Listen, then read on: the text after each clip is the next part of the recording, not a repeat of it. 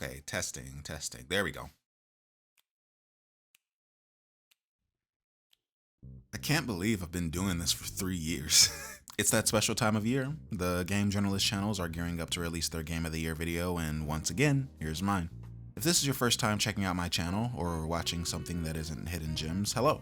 My name is Delta and I make videos screaming my opinions into the void, hoping someone will eventually scream back and tell me if I'm wildin' or not. It isn't my goal with these videos to shit on anybody's opinions, it's more so to evoke respectful conversation and honestly just have a good time.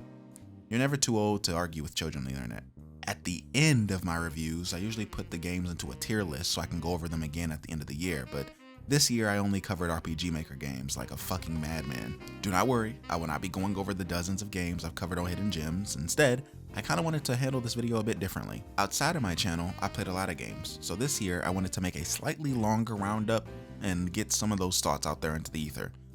I hope this video makes up for the lack of longer content on the channel, and I promise to do better next year. Anywho, let's get this show on the road. When I first found you, you were nothing. You were small, pathetic. But now, you are more. Are you ready?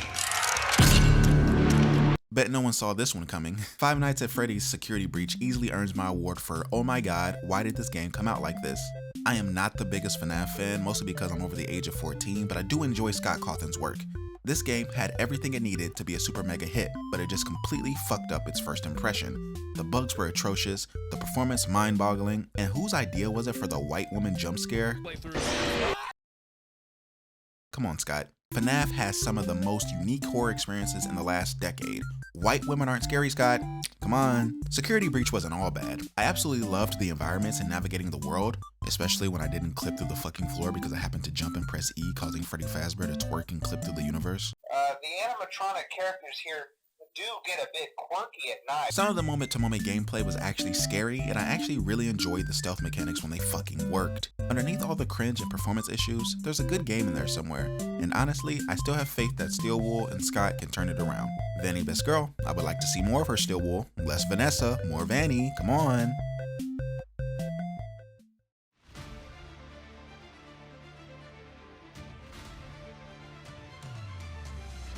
While Yu-Gi-Oh! Master Duel coming out in January was an amazing start to the year, I haven't really played Yu-Gi-Oh! Master Duel since January. I made a quick Blue Eyes White Dragon deck and easily climbed to Plat 1 in like a week and a half. At first I was really enjoying the game, but over time I realized something was wrong. Every match I played, my turn took like 15 to 30 seconds, and my opponent would spend 2 hours trying to set up their min-maxed deck just for me to say lol and wipe the field with one spell card. The only reason I stopped playing Master Duel was because the turns took too long and I found myself playing Master Duel in the background while I did other things, which I think is probably bad for a card game that's supposed to require strategy. Nothing is more boring than watching a million animations of your opponent's special triple pendulum LGBT summons just for you to click one time and cause them to surrender. I'm curious what the state of Yu-Gi-Oh! Master Duel is now. The game has 50 million downloads, so surely it can't be doing poorly.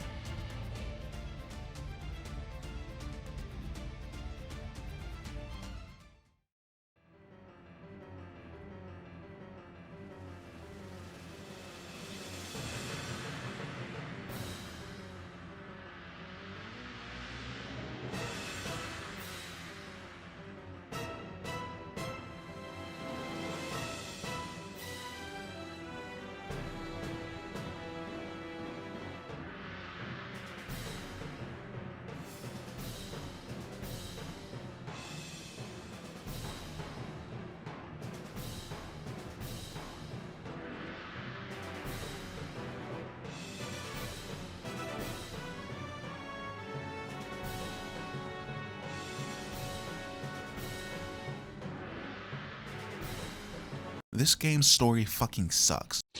Oh, brother, this guy stinks! Gotcha, that was a bait. That was a bait. Everyone looking stupid over here typing their hate comment. Relax, relax. Final Fantasy XIV is actually very good.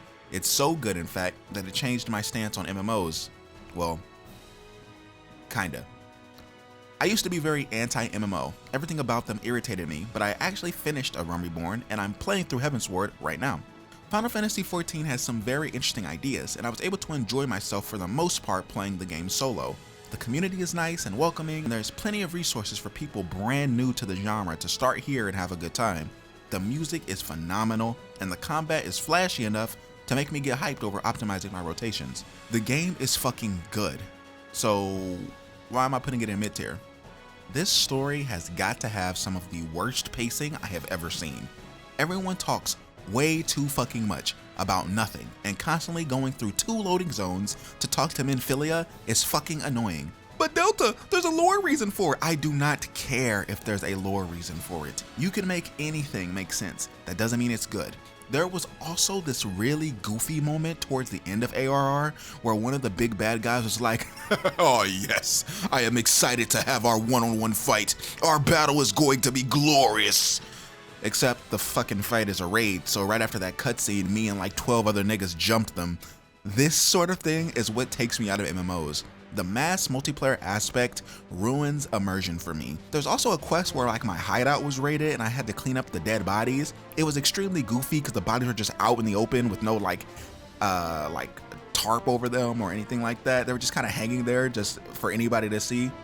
And I feel like it was supposed to be powerful in a sad moment, but out of my peripheral, I just see some guy doing donuts on a motorcycle mount dressed as a chicken. I'm sorry, I just can't like ignore that. I watched a 4-hour video explaining the story of A Realm Reborn, and after that, I appreciated it a lot more. Contextualizing a re-release in your game's lore is cool as fuck, but why did you have to tell this amazing story in the most boring way possible? Shame on you, Naoki Yoshida. Now, put some niggas in Final Fantasy XVI.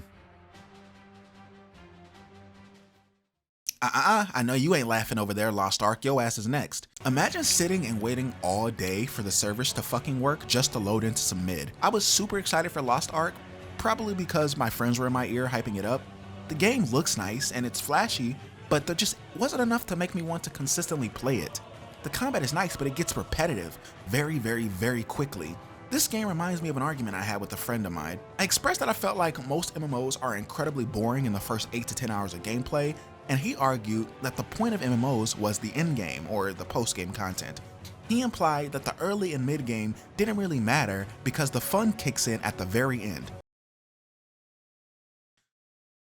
Listen, I love my friend to death, but this has to be the dumbest thing I've ever heard in my life. So I did what every well-adjusted adult does when they have a disagreement with a friend. I made a poll on the Bird app. I asked, would you rather a game have a great ending but a bad or boring early and mid-game?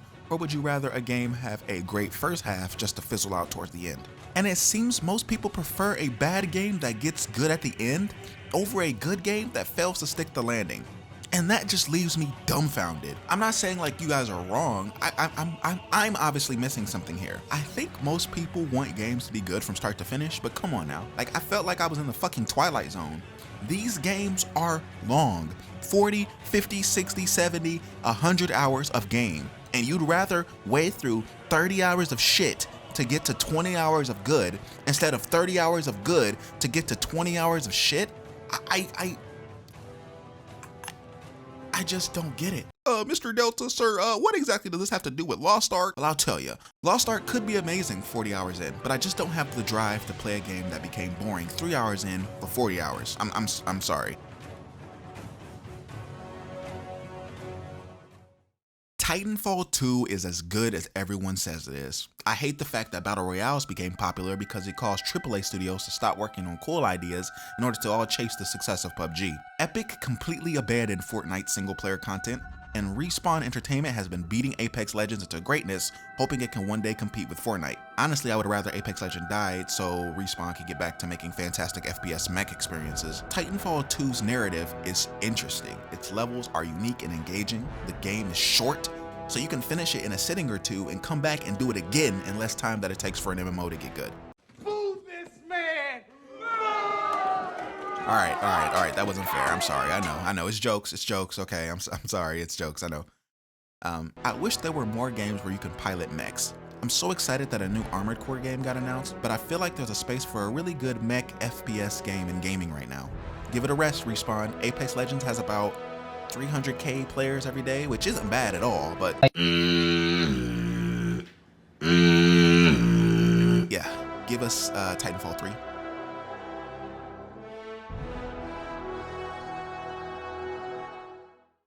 You know what? I get all of the mixed reviews of this game because honestly, this game is meh in some spots, but I still think I liked it. I had a video script written talking about game criticism and my approach to how I decide whether I like or don't like something, and something I feel like isn't talked about enough is people who go out of their way to make a game enjoyable. I'm referring to people who play with God mode cheats, hacks, or self-implemented rules in order to tailor a game to their tastes.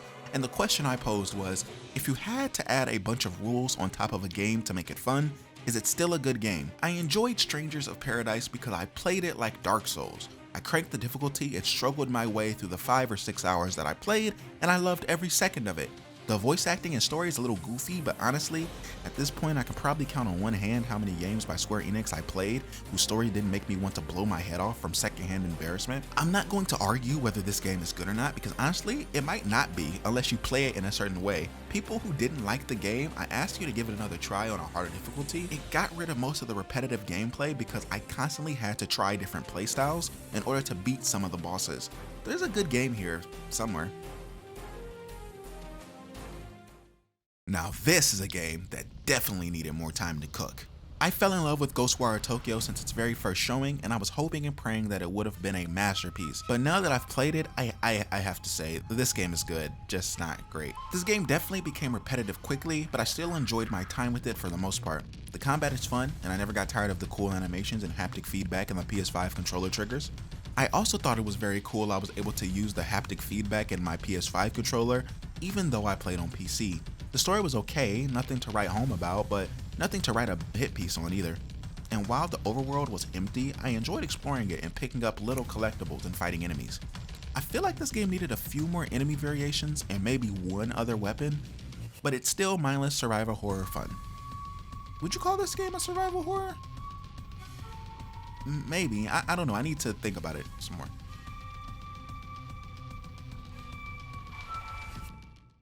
Ooh, I wanted to love this game. Ooh, I did. But unfortunately, I just like it.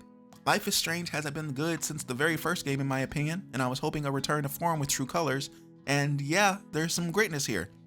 The world building and characters of True Colors is amazing. I want to live in a small town like this one. Everything looked pretty and all the characters felt organically connected, like a small town would. The power of emotions was a bit lame in my opinion, but what can you do when the last two powers were time travel and telekinesis? How can you one-up those? Alex is an amazing main character, and I enjoyed her just as much as I enjoyed Max in the first game. The thing that disappointed me about True Colors was the mystery. I was excited. I enjoyed Life is Strange's mystery. Its twists and turns and descent into madness was probably one of my favorite gaming experiences from that year. And this game tried to follow that same blueprint, but it just completely fell flat in my opinion. This is an example of a game that was great for the most part and then became rough in the last few hours. I still enjoyed it though.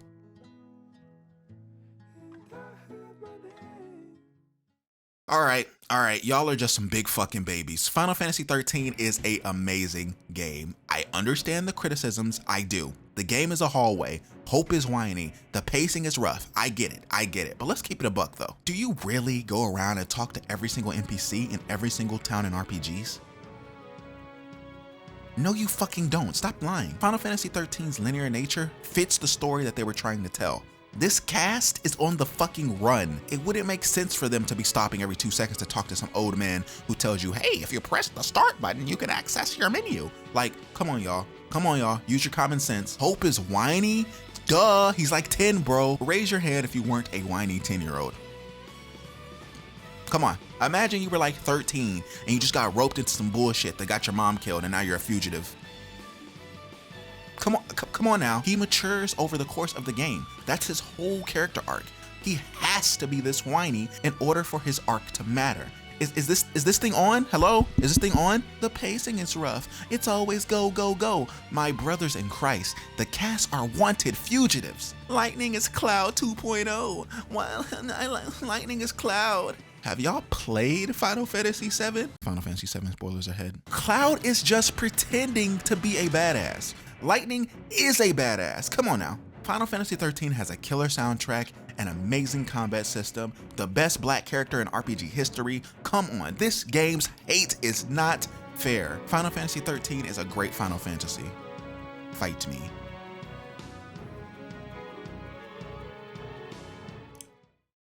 Oof, this one is not a great Final Fantasy. I like the OST and quality of life changes to the combat and leveling, but holy fuck.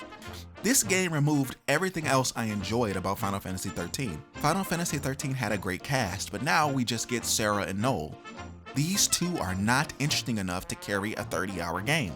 The constant time travel shenanigans was interesting at first, but became hard to follow by hour like 10. I did not like this game one bit. In my opinion, two-man parties does not work in a 30-hour game. They needed their own little group to travel across space-time with, because they are not interesting by themselves. No, I didn't play Lightning Returns this year. I'm saving it for my Final Fantasy retrospective. But when I cover Final Fantasy XIII too, yeah, expect a lot of negativity.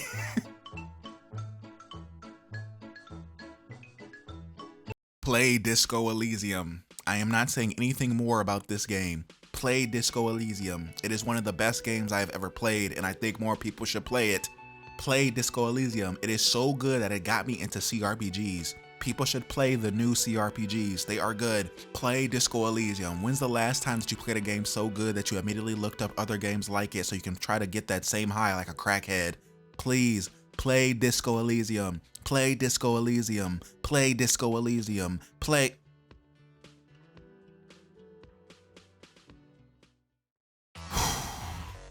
This game had like 2 fun moments in it, but then Majima stopped spawning for me, and I wasn't able to level up my dragon style, which is necessary for the final fight. I played the game on hard to really push the combat to its limits, but man, hard mode isn't hard at all, just poorly put together. You are constantly stun locked in combat. Every boss goes into a state that causes them to heal themselves. Kazuto Arase fucking sucks. This game fucking sucks. But surely it gets better as the series goes on, right? Right?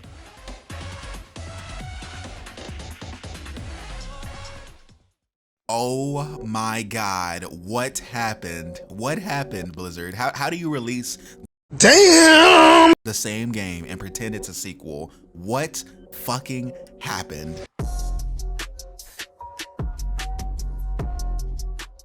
Why did I play this game? Why?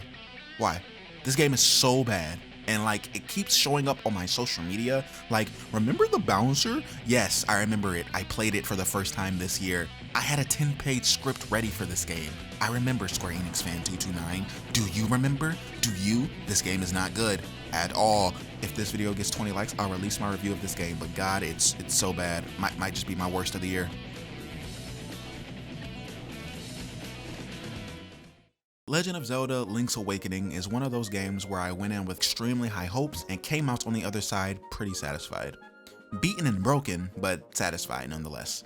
If you know what you're getting yourself into, then you'll probably like this game, but if you're like me, who's never played a 2D Zelda before, I think you'll still have a good time, but there's some work involved in finding the fun. I had a video planned for this one as well, but Video Game Donkey released his video covering it like 2 days before my video was supposed to release, and he pretty much said the same things I was going to say. The game is good, but it has a bunch of weird shit in it that's only there because it was trying to stay true to the original. If you're remaking a game and the original has weird shit in it that doesn't make any sense, don't add it into the remake. A remake is your opportunity to give these games quality of life changes.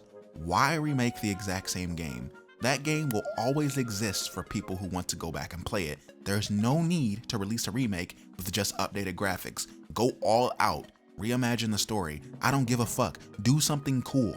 I'm aware that this is a very hot take, but honestly, argue with your mama. I think remakes are cool, especially if they take a really old game and give it a crazy budget. Allow the original devs to go crazy with everything they wish they could have done 20 years ago. Nitpicks aside, this game was still pretty good.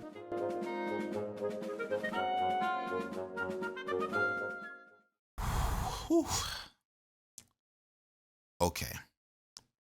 I am going to try my absolute hardest to keep this section short because I have a lot to say about this game and none of it is good. I need to preface this section by saying I am a huge fan of the Souls games and I have played every single one to completion multiple times. I have beaten Elden Ring once, and it was on the very first patch. So my issues are probably mostly patched by this point. So everything that I'm about to say, you could probably ignore it because I'm assuming that a lot of these issues are fixed now. but there are some issues that can't really be fixed in patches. I will never forget my first playthrough of any of the Souls games that I played. When I compare Elden Ring's first playthrough to the other Souls games, this is easily the worst in the series. I played Dark Souls 2, 3, and Bloodborne on release. So yeah, I know these games usually get some sort of update or patch within the first few months after their release, but none of these games were as bad as Elden Ring was. The bosses were incredibly overtuned. I had played this game with a friend of mine who wore heavy armor and primarily leveled health just to get one shot or two shot in the late game.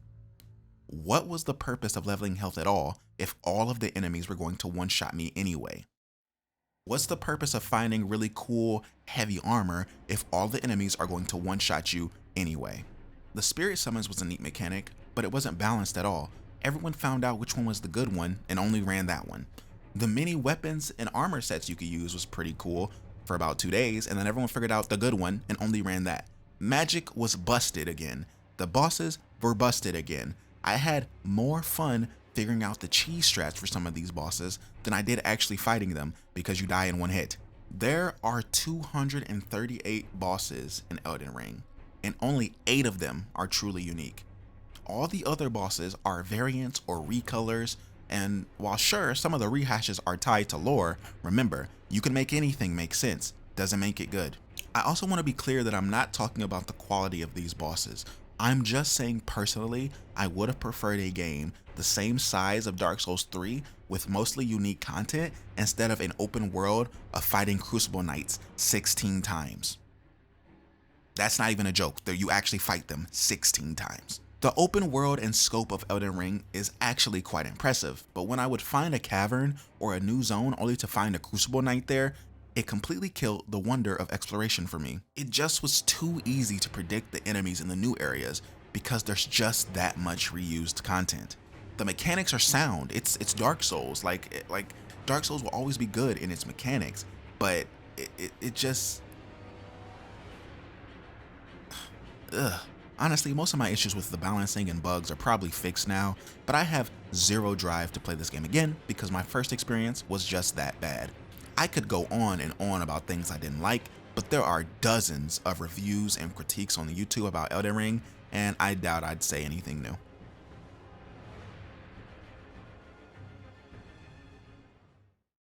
Oh, I was wrong about this game. I played this game when it came out, and I was one of those, ew, it's different. Oh God, this combat is putrid, but I was just a whiny bitch boy. This game fucking rocks. I absolutely loved everything about this game. I played it on hard, not give me God of War mode because that mode isn't properly balanced. It's just something Santa Monica Studio threw onto the menu for people to try once and never touch again. The score, the acting, and the story is something nice and contained, and I think this is one of those games that everyone should play at least once. And God of War Ragnarok is just as good, if not better. I honestly preferred the combat a little bit more in the first game because this game on hard mode is so much harder because you no longer have invincibility frames while using certain attacks, so now you can get killed halfway through a runic animation. What the fuck, Santa? Was I a naughty boy this year? Why'd you do this to my game, Santa? Is it because I don't like Elden Ring? This game was almost my game of the year, but then off the top rope!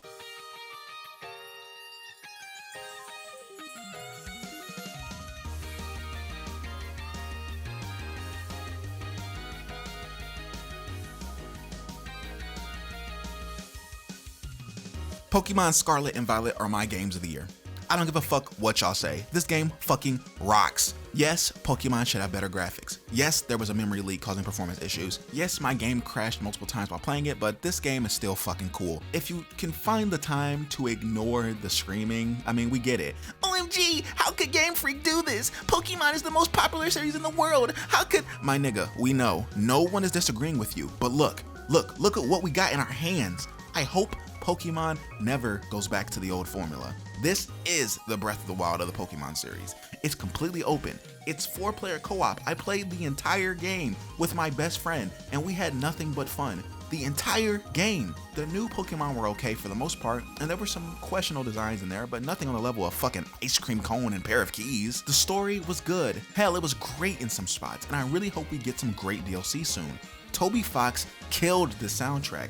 These guys did too, but holy fuck, man, the in-game area and the battle theme are just fucking chef's kiss. Game Freak, you were trying your best, and I love this game. Please ignore these dumb fucks on Metacritic and keep going in this direction. Nintendo, give Game Freak more time to work on these games. Better yet, get with the fucking times and release your games on PC. If Nintendo got into the PC game, it would literally print money. Get out of the hardware game, become a third party. If you are always going to be a gen and a half behind, just release on PC. It's that fucking easy. Pokemon on PC would always sell. You can't be the fucking best game developer forever. Eventually the other companies will catch up. You have to compete. You have to compete. Pokemon on PC will always sell. You lose so much money to emulation anyway. There would be no reason to emulate if you just released on PC. Zelda on PC, come on, it prints money. Yes, we all know that people will always want to play these games and people will buy your consoles for them, but come on, get over yourselves. It's almost 2023.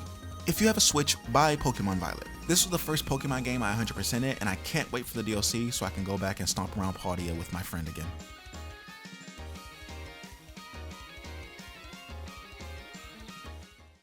2022 has been a hectic year for me, but at least I got to play some great games. I want to thank each and every one of you. I appreciate every single view, like, dislike, subscription, hate comment, fan, and hater alike. I love and appreciate every single one of you. We hit 200 subs this year, and I know for a fact this community will grow even more next year. I hope I am able to continue to make you guys proud, and I'm excited to welcome the new year together. Thank you all so much for making it another year with me, and I wish you all a happy holidays and the happiest of New Year's.